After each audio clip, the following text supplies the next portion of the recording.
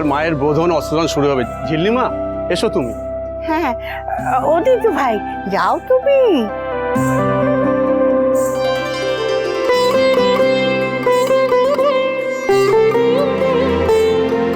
এই যে মায়ের অস্ত্র এসে গেছে।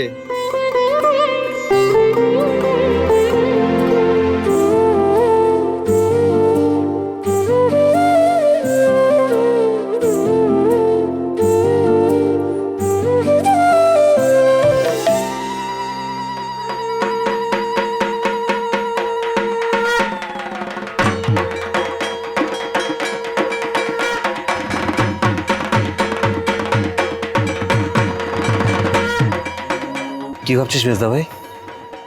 ভাবছিস তো যে মেয়েটার এলেম আছে? রিজু, সারা কলকাতা একটা গোটা দিন হন্যে হয়ে খুঁজেছি, তন্ন তন্ন করে খুঁজেও একটা লোক পাইনি যে এই সমস্তটা আবার সাজিয়ে দেবে।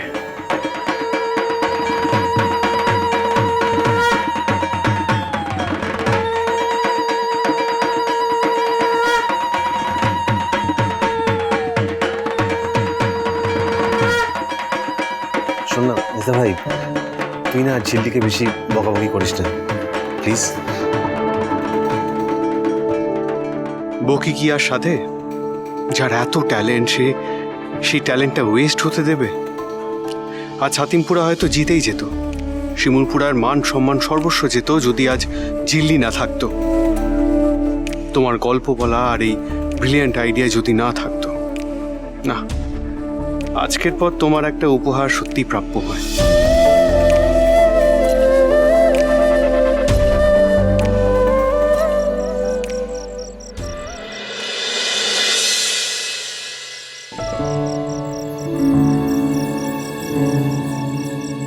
আসছি।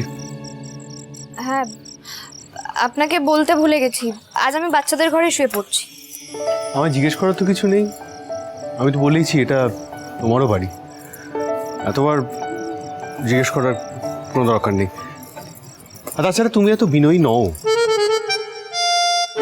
আপনাকে না কিছু বলতে যাওয়াটাই বৃথা, জানেন তো? আপনি শুধু খ্যাক খ্যাক করে কথা বলা ছাড়া আর কিছুই জানেন না। শোনো, ঋষিরাজ সিংহ রায় কি জানে বা কি জানে না সেটা সে নিজে খুব ভালো করে জানে। ও আচ্ছা, আপনি তার মানে সব জানেন, সব জানতেন, তাই তো? আপনি ভুল করছেন, আপনি না সবটা জানেন না। কে কোন পরিস্থিতিতে কিভাবে আছে সেটা না জেনে আপনি না অনেক সময় অনেক ভুল করেন, আর অনেক কিছু করেন। তাছাড়া Stop this rubbish. নাও, এটা নাও। এটা আবার কি? নিতে বলেছি নেবে, পাল্টা প্রশ্ন করো না। It's a gift. আপনি আমাকে গিফট দিচ্ছেন? তুমি আর শিমুলপুরার জন্য যেটা করেছো সেটা একটা গিফট, ধরে নাও এটা তারই একটা রিটার্ন গিফট। না মিস্টার সিংহ রায়, আপনি আমার ঘাড়ে যে ঋণের বোঝা চাপিয়ে দিয়েছেন না, এমন হাজার ঋণ শোধ করলেও দাঁড়িপাল্লায় সমানে সমানে আসবে না। শোনো, এইসব পাকা পাকা কথা না তোমার মুখে একদম মানায় না। এটা বাজে কথা না বলে যেটা দিচ্ছি সেটা নাও। আর শোনো, পটর করার কিছু নেই, এরা বিশাল দামি একটা কোনো জুয়েলারি নয়, হ্যাঁ, যে তুমি এসব কথা বলে ফিরিয়ে দেবে। আর এই বাড়িতে আমি কাউকে কিছু দিলে কারণ না বলার সাহস নেই, চুপচাপ ধরো। অদ্ভুত তো, মানে আমি হ্যাঁ বলছি কি না বলছি কিছুতেই আপনি তোয়াক্কা করেন না। না, এতে আছেটা কি? তো কি আছে সেটা নিজেই খুলে দেখো।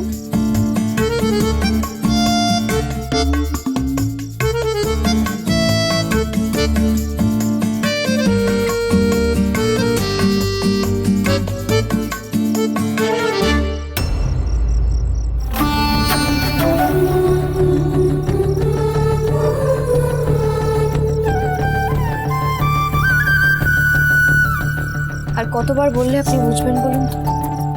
আমার আর লিখতে ইচ্ছা করে না। তাহলে আর কি, পাতা ছিঁড়ে ছিঁড়ে নৌকা বানাও। রবিশ।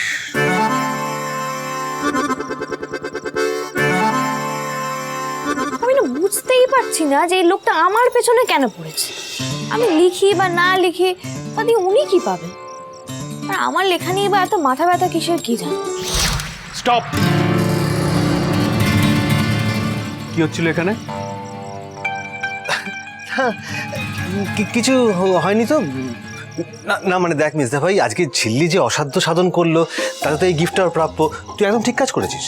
হ্যাঁ, না মানে আমি আসতেই চাইনি মেজদা ভাই, সত্যি বিশ্বাস কর আমি একদমই আসতে চাইনি। ও আমাকে জোর করে টেনে নিয়ে এলো।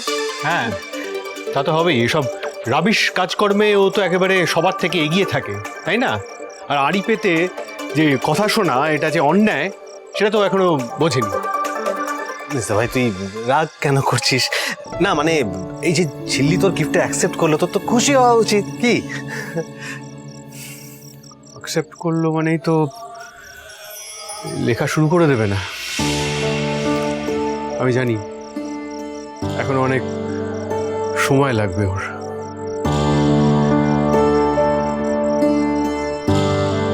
বড়মা ঠাম্মি ওদের কাছে শুনেছি জানিস, অকাল বোধন মানে নতুন প্রাণের সঞ্চার, আবার নতুন করে জেগে ওঠা। হ্যাঁ একদম তাই। ঠিক আছে আমরা তাহলে আসি। রিঙ্কি চল না, আয়।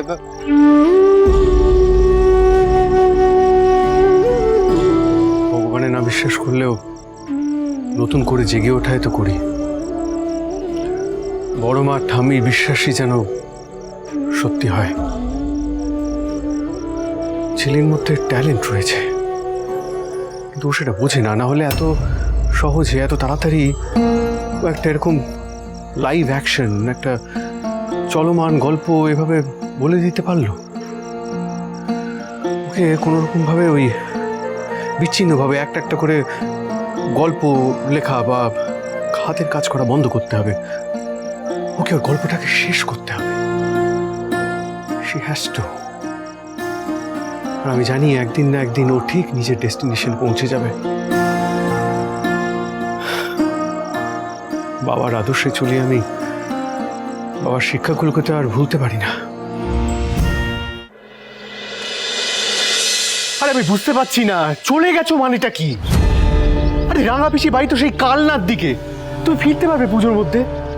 ছোটকা তোমার এই ছেলে মানুষগুলো না, মানে কি বলবো বলো তো, এখানে সবাই চিন্তা করছে, ছোট মা জিজ্ঞেস করছে, আর তুমি না সত্যি। হ্যাঁ ঠিক আছে দেখছি। আর কা বলা ঠামির শরীর খারাপ হয়েছে, চলে গেছে কাউকে কিছু না বলে। কি বলবো? আচ্ছা যেটা কোনো মানে আছে তুমি বলো তো? বাবা যে কি করে না এক সময়। না না না, এই ব্যাপারে তোর বাবাকে খুব একটা দোষ দেওয়া যায় না। মানে রাঙা পিসি অশোককে খুব ভালোবাসে, একদম নিজের ছেলের মতো ভালোবাসে। অশোকও রাঙা পিসি অসম্ভব ভালোবাসে। কি দেখ, একবার কি হয়েছিল জানিস তো, আমাদের বাড়ির সত্তর লোকের পক্স হয়েছিল। অশোক তখন কত ছোট, রাঙা পিসি অশোককে কোলে করে বাড়ি নিয়ে চলে গেল। ব্যাস, অশোক বেঁচে গেল, ওর পক্স হলো না। তাছাড়া এমনি খুব ভালোবাসে, অশোককে ফোন করে, মানে কোনো বিপদ আপদ হলে কিছু হলে অশোককে ফোন করে জানায়। অশোকও মাঝে মাঝে যাতায়াত করে, রাঙা পিসির কাছে যায়। হয়তো সেরকম একটা কিছু হয়েছে, হয়তো হঠাৎ বিপদে পড়ে গেছে তাই গেছে, না গিয়ে থাকতে পারিনি। কেন রাগ করছিস তোরা? হ্যাঁ ঠাম্মি মানে কিন্তু আজকেই তো নাটক মঞ্চস্থ হওয়ার কথা, তাই না? সপ্তমীতে শিমুলপুরের বিশেষ আকর্ষণ। তাছাড়া যে মানুষটা সবসময় নাটক থিয়েটার এসব নিয়ে মেতে থাকে, যার কথায় কলকাতা থেকে শিমুলপুরে নাটকের জন্য লোক আসছে, আর সেই লোকটাই থাকবে না। জেঠু, হ্যাঁ ওই চিন্তা করতে বারণ করো তো। হ্যাঁ আমি বুঝিয়ে বলছি। এই এই আশ্চর্য, আমি কেন বারণ করতে যাব? তোর সামনে দাঁড়িয়ে আছে, তুই বারণ কর। এই তোমার না যত আজে বাজে কথা বলতে হয় তুমি। কেন কেন কেন क्या কেন क्या? এই ঠাকুর কোথাও চলা গিয়া, এখন নাটকের क्या होगा? झिल्ली तो ठीक प्रश्न किया है। আরে চিন্তা করো না, ছোটকা আমার উপর দায়িত্ব দিয়েছে, আমি দেখে নেবো যাতে ওই দলের লোকের কোনো অসুবিধা না হয়। শুনুন, ওরা কিন্তু সবাই শিল্পী মানুষ, হ্যাঁ? আপনার মতো সারাদিন ল্যাপটপ নিয়ে খটাং খটাং করেন। মানে দেখি আমার দেখে কি মনে হয় আমার ভেতরে কোনো কার্টিসি বোধ নেই নাকি? আমি কাউকে আপ্যায়ন করতে পারবো না? আপ্যায়ন করতে গেলে না হাসি মুখে করতে হয় মিস্টার সিংহরা। আপনি জানেন হাসতে? তাই তুমি জানো তো? তো বলো শুনি কি করতে হবে আমার? হাসি মুখে বলতে হবে, শিমুলপুরায় আপনাদের সকলকে স্বাগত। পারবেন বলতে? তুমি বলো, তোমার কিন্তু বেশ লাগছে এরকম ভাবে বলতে। রিঙ্কি, এই আমি ঠিক শুনলাম এক্ষুনি মেজদা ভাই কি একটা বললো না? সুজনে সুজনে রয়েছে যেন তেঁতুল পাতা।